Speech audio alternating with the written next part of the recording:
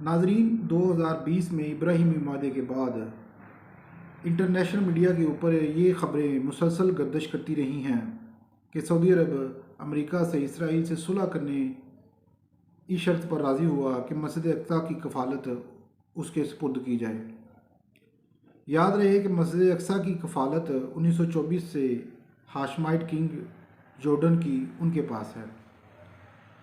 تو شاہ عبداللہ نے بھی بیان دیا کہ کچھ ممالک اردن کے اوپر مسجد اقصی کی طوالت کو چھوڑنے کے لیے پریشر لگا رہے ہیں۔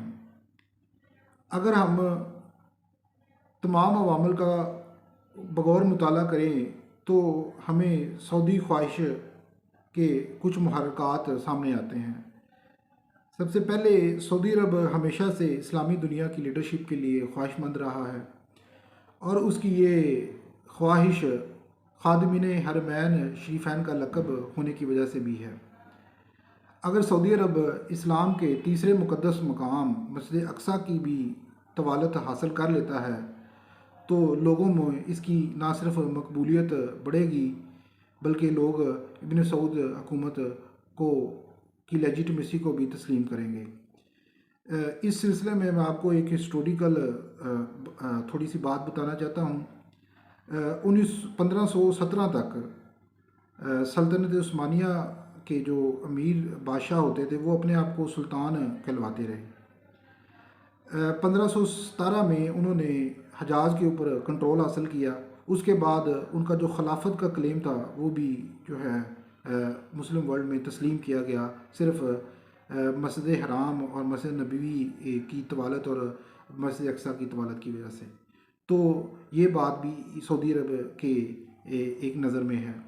نمبر 2، کچھ سعودی عرب کے مخالف ممالک جس میں ایران، ترکی اور قطر شامل ہیں، وہ مسجد اقصی کی مینجمنٹ، اس میں رفاہی کام اور فنڈ ریزنگ میں کافی متحرک رہتے ہیں، جس کی بنیاد پر وہ سعودی عرب کو اکثر تنقید کا نشانہ بھی بناتے رہتے ہیں۔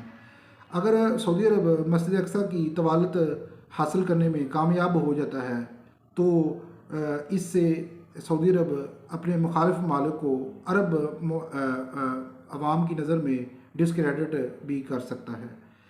نمبر 3، اگر ہم دیکھیں تو یہ سعودی عرب کی طوالت مغربی ممالک اور خاص کر کے اس کے اتحادی ممالک عرب میں ان کے لیے بھی کافی فائدہ مند ثابت ہو سکتی ہے۔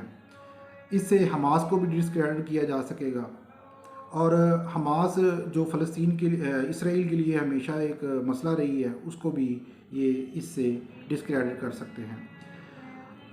نمبر 4، یہ بات جو ہمیں سمجھ میں آتی ہے وہ یہ ہے کہ ہاشمائٹ فیملی وہ فیملی ہے اردن کی جن سے سعودی عرب کے موجودہ بانی شاہ عبدالعزیز نے مکہ کی کفالت کو چھینا تھا۔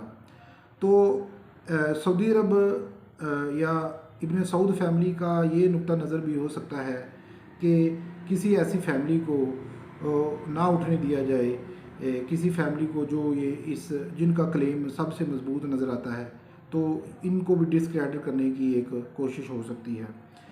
تو اگر دیکھا جائے تو فلسطینی بہت مشکل ہیں اس بات پہ مانے، اور یہ فلسطینی کاز کے لیے بھی انتہائی نقصان دہ ہوگا، کیونکہ اس کا عملی مظاہرہ 11 نومبر 2023 کی عرب اسلامک سمٹ میں نظر آتا ہے، جس میں سعودی عرب نے ایران کی وہ تجویز جس میں اس نے کچھ اسرائیل کے خلاف فلسطینیوں کے حق میں عملی اقدام کرنے کا کہا تھا، تو سعودی عرب نے اس کو رد کر دیا تھا اور اس کے اتحادی ممالک نے۔